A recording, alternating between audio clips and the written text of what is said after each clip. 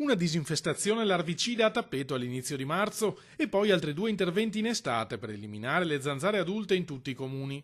Così la Regione conta di affrontare per l'estate prossima il virus West Nile, che negli scorsi mesi ha portato a 18 decessi nel Veneto.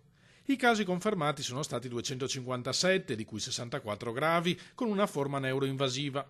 L'ultimo contagiato risale alla fine di settembre, ma il monitoraggio, che avrebbe dovuto concludersi a ottobre, continuerà per tutto il mese in corso, in considerazione del protrarsi delle condizioni climatiche favorevoli al proliferare degli insetti. Va potenziato il rapporto con i comuni, perché ciascuno prenda coscienza, di quelle che sono le cose che si devono fare.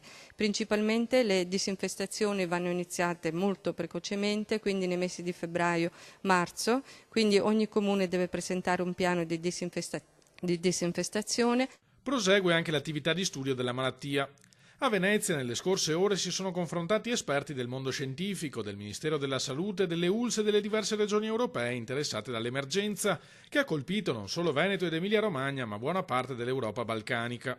Fondamentale per sconfiggere il contagio, concordano gli scienziati, è diffondere tra amministrazioni e cittadini una serie di buone pratiche. Ci vuole una manutenzione del territorio, quindi la pulizia dei fossati, il mantenimento delle aree verdi, tutto quello che può aiutare a non formare dei focolai. E poi il cittadino è venuto fuori molto forte il ruolo che ha nel ridurre i focolai larvali, nel fare in modo che nell'ambito delle proprie aree private non ci siano le condizioni perché si sviluppino nuove larve e nuove zanzare.